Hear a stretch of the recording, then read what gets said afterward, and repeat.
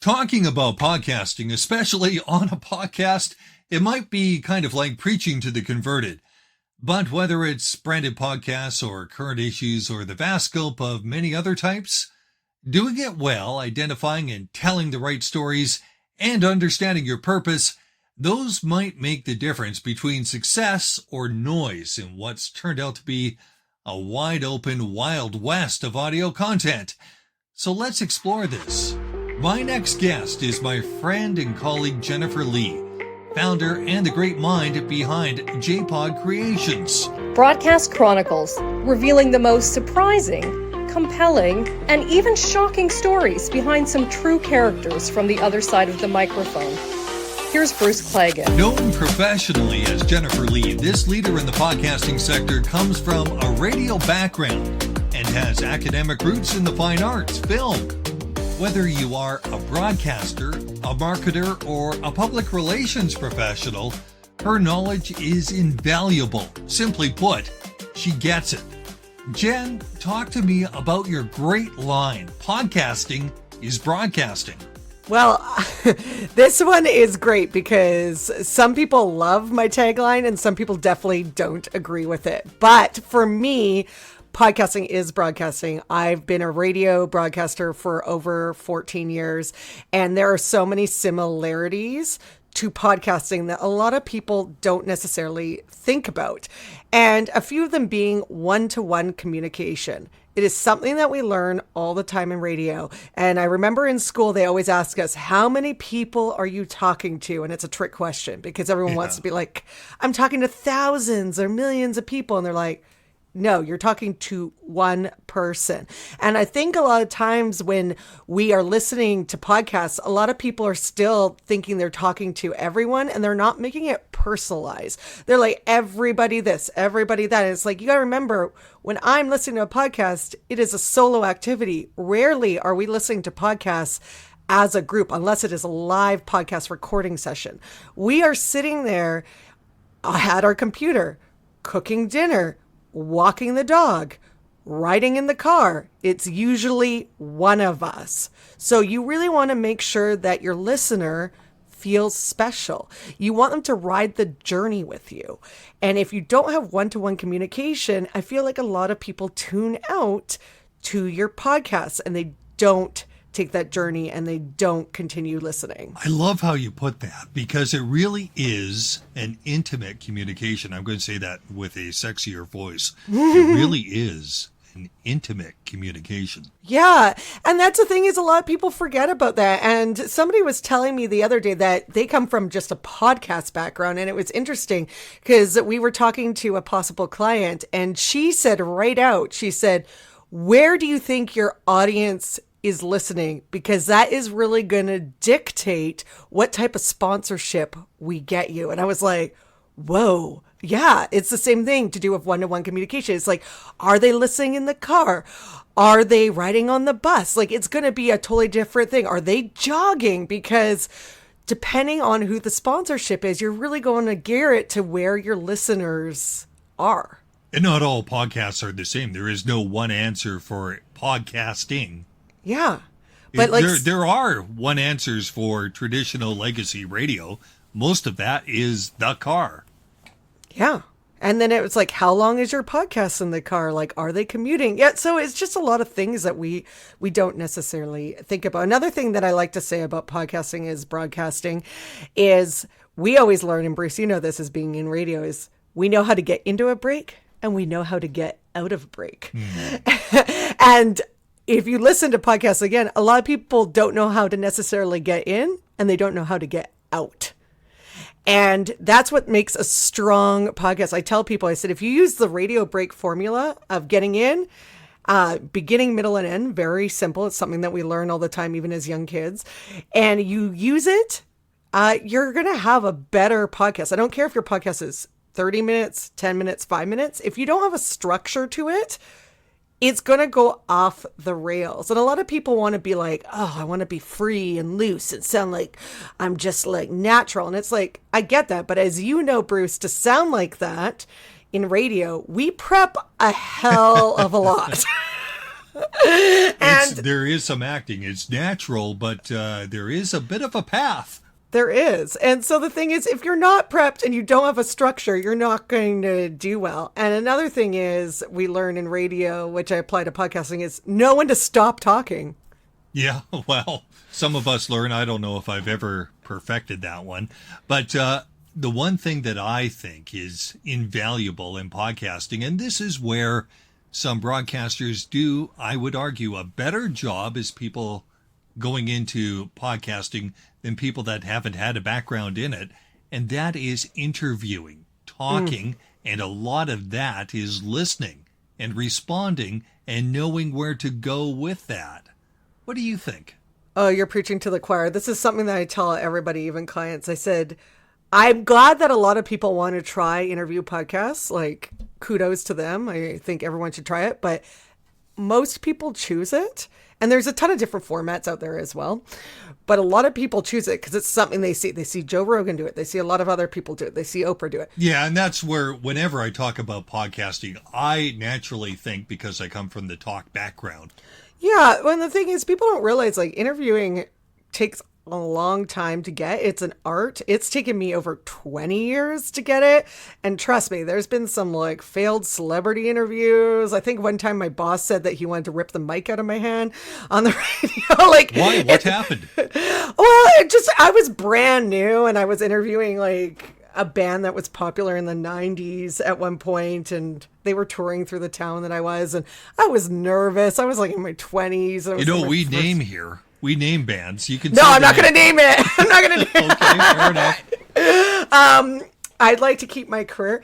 Okay. But yeah, and I just remember he was like, that was so bad. I wanted to like rip the microphone out of your hand, which was harsh at the beginning. But, you know, I don't think I'd be a great interviewer without that critique. And so I worked hard to learn the art of it. So to your point, the biggest part that people miss is listening. And that's the thing is I'm finding too, when I'm coaching people in podcasting, is they have their lists and they don't want to screw up, which I get. They want to sound professional and they really want to stick to it. But the problem is if you stick to your list of questions and you don't magically move them around in your head to do with the people or what their responses are, it's going to be so stiff and it's not going to be an engaging interview. And plus the person you're talking to is most likely, if they are a good interviewee, are going to leave you a lot of breadcrumbs that are actually going to connect all your questions together. Absolutely. You just have to be the maestro of it, and you have to be able to magically move it up and down. And so,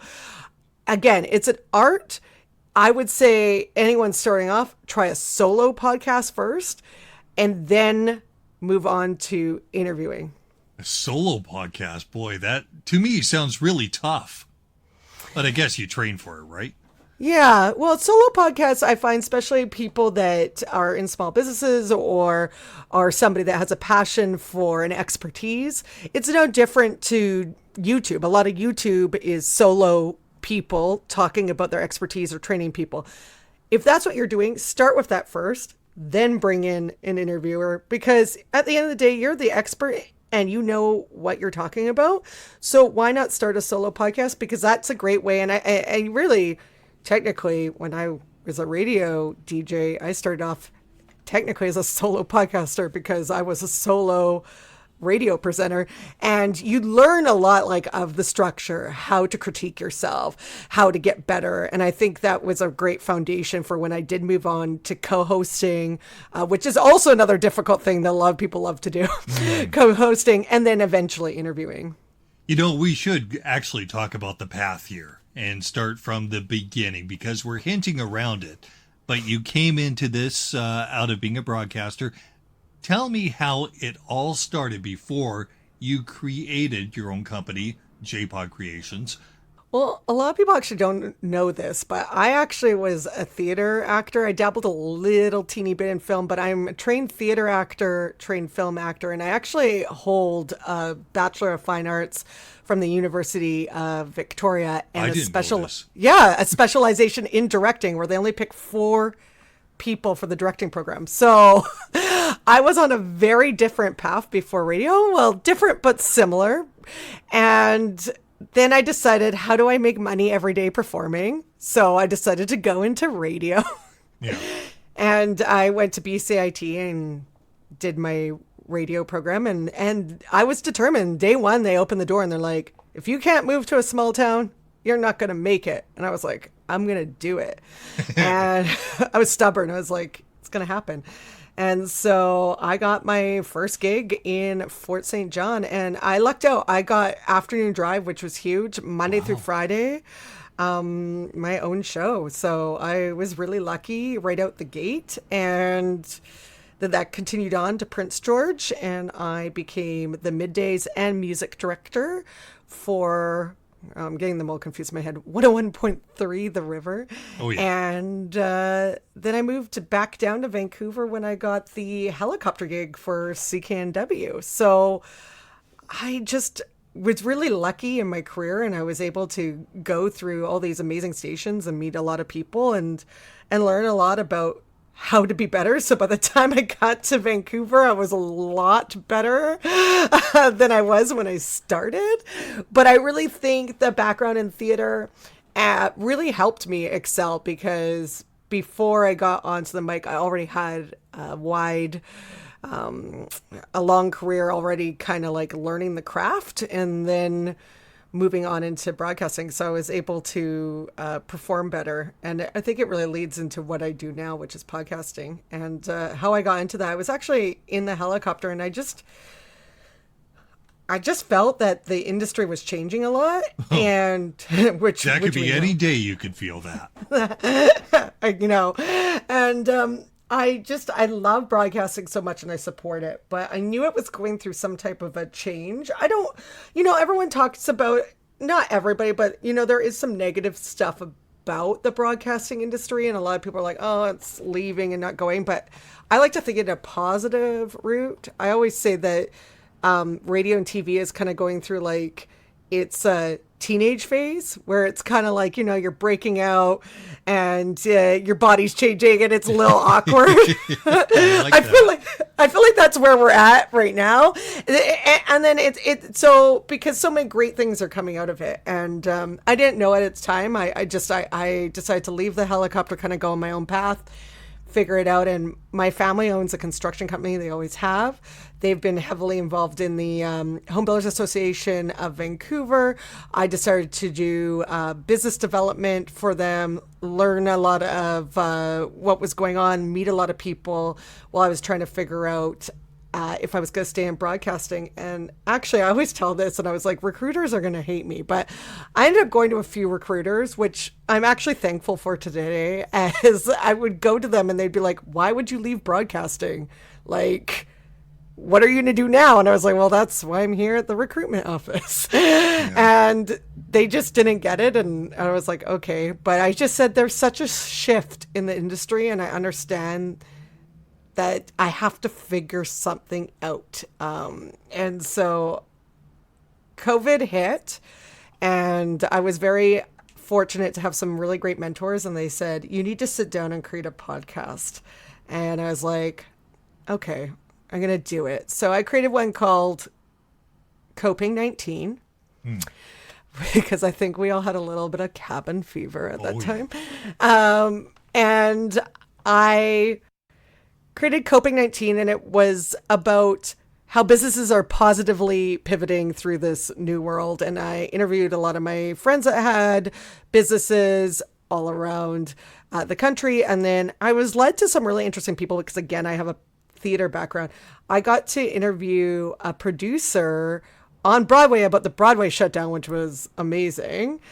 And I remember. And I just started to meet all these cool people. And then the Home Builders Association in Vancouver knew of me through my family company. They were looking for a broadcaster in Vancouver, and they were looking for somebody that knew how to podcast.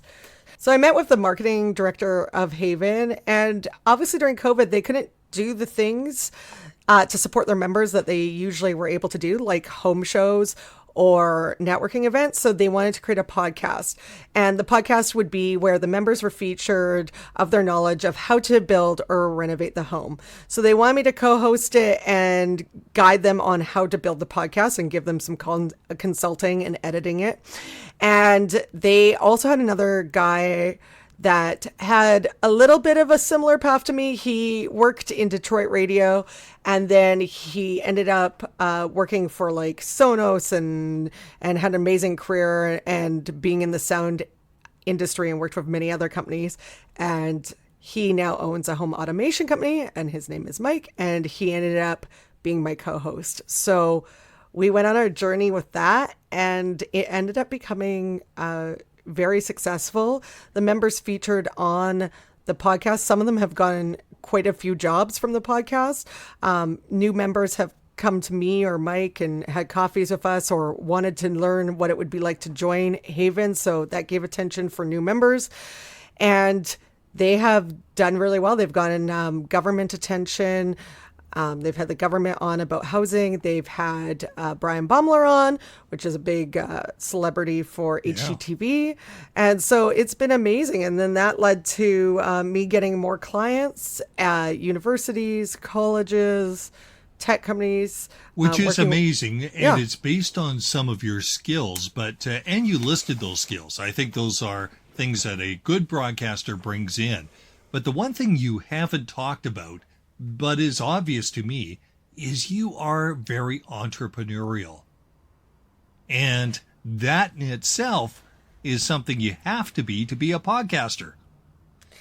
It is. It's funny that you say that because my family has owned the business for a long time, the construction company, and my dad has always been entrepreneurial. And I went into 9-to-5 jobs, and which were great, and I definitely think they helped me get to where I was. But I remember, and it was when I was working at the river in Prince George, and I was like, my family would be like building their company back at home. My brother worked for them, and I was like, oh, I'll never get to own my own company if I stay in radio. But I love radio, and I was like, okay, well, I'll just continue on my way. And I was like, I remember just thinking about that.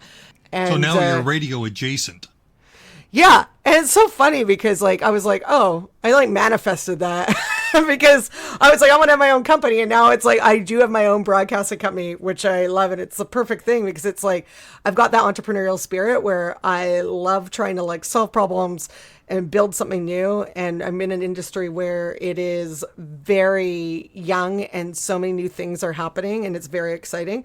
And I also get to still be on the radio in a way because I'm on you have a show, a podcast. I have the Measure Twice Cut Once, and then so it's been really great. So it worked out really well. Not all podcasts do, and in fact we know most podcasts don't. So what is the difference between a successful podcast and somebody having a success at podcasting and somebody that struggles along?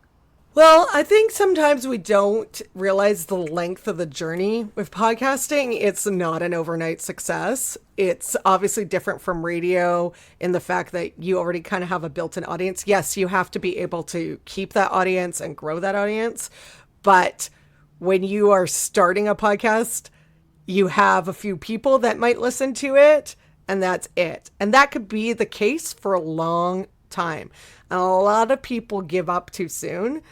And they just don't want to keep doing it because they feel like it's a lot of work, it's a slog, but they don't want to build it or promote it. And that's another big thing is a lot of people don't promote their podcasts at all. They just throw them up and then they're like, but you remember, people need to know where it is. It's Field of Dreams. Build it, they will come, except not.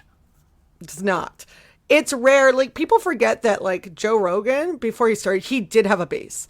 He was on Fear Factor. He had a built-in audience. Yes, he worked hard to grow it afterwards, but he had that, right?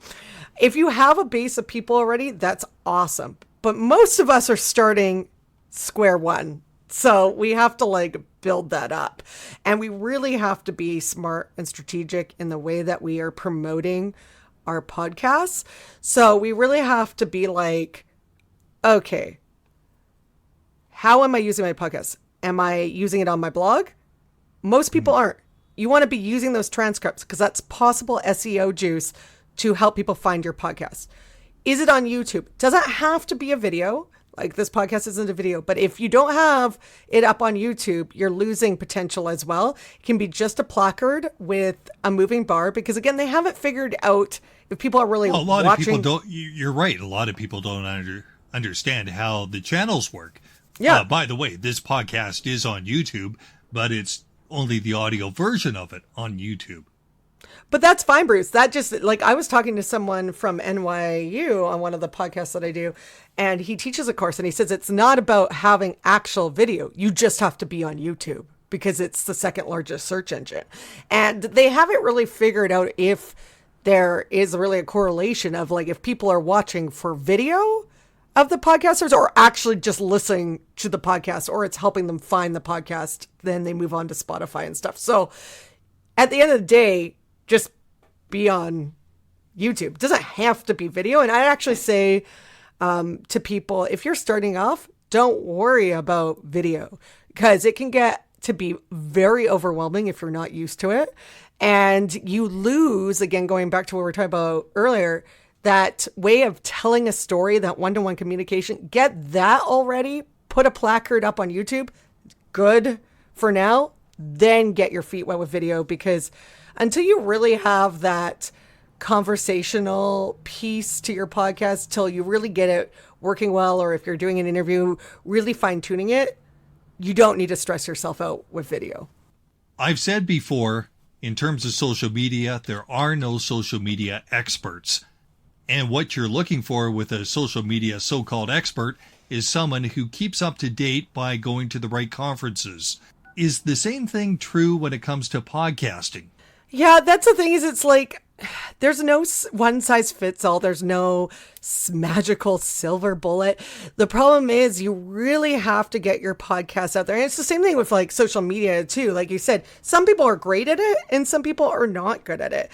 And just because somebody is great at social media doesn't mean they're necessarily going to be able to do your social media. It's understanding what works for your audience and what doesn't work for your audience. But the rules and the channels and the technology is always changing. Yeah, there's these lists that you can get on. You just have to be proactive. You got to look, you got to submit your podcast to a lot of these different things because they're looking to critique podcasts. They're looking to know what's out there. And I was talking to somebody that is the author of one of these and they're like, people just need to like, you know, apply to us, let us know what's out there and we'll take a look at it. And a lot of people don't do that yet. And like I was saying before, a lot of people don't use transcripts and that's a big thing that people are missing out on for their podcasts is transcripts. And all this stuff is changing and it's getting, you just got to keep up to date with it. And either it's by going to a conference or looking at what's out there.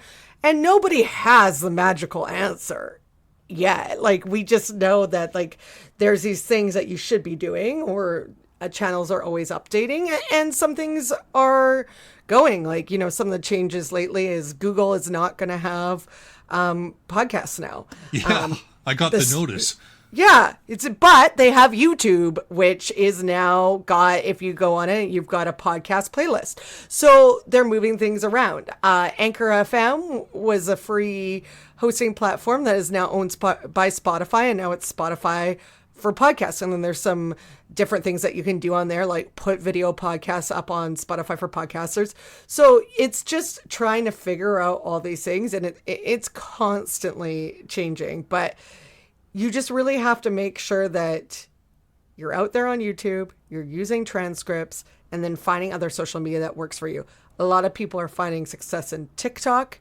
A lot of people are finding success also in YouTube Shorts opposed to just putting it on YouTube. So like with YouTube auto scrolls and you can listen and we don't know how engaged you really are. Like I know I'm guilty of this. Sometimes I'll be in the kitchen and YouTube will be auto scrolling forever. And that's that. But with podcasting, if you have a podcast, Bruce, I have to figure out where you put that podcast.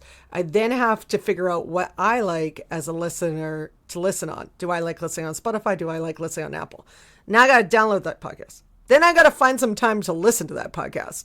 And the stat was that most people listen to 80% of podcast episodes, which is huge. Not many people do that. And that's any podcast. Not many people do that for anything that they do. And so when I talk to people and I say, what are your listeners? And they're like, oh, I only got 40 listeners. And I'm like, are you getting 40 listeners consistently? And they're like, yeah. I said, hold it. I said, that's 40 people listening to you every 2 weeks. I said, do 40 people listen to you regularly every 2 weeks? And they're like, no. And I was like, well, let's not discount that. Yes, it's not millions, but that's 40 people. And they're loyal. And they're loyal. They're more loyal too. Like I said, they're listening to 80% of an episode, according to the stats. That's massive. When it comes to you, Jennifer Lee and JPod Creations, talk about the future where you think is the best direction to go. Oh, I don't know if I want to give all my secrets up. The best direction to go for podcasting, I definitely think audio for business is a huge thing. No matter how you use it, either externally, internally, I think it's going to be something that carries on, and it doesn't necessarily have to be an hour or 45 minutes, could even be 5 minutes.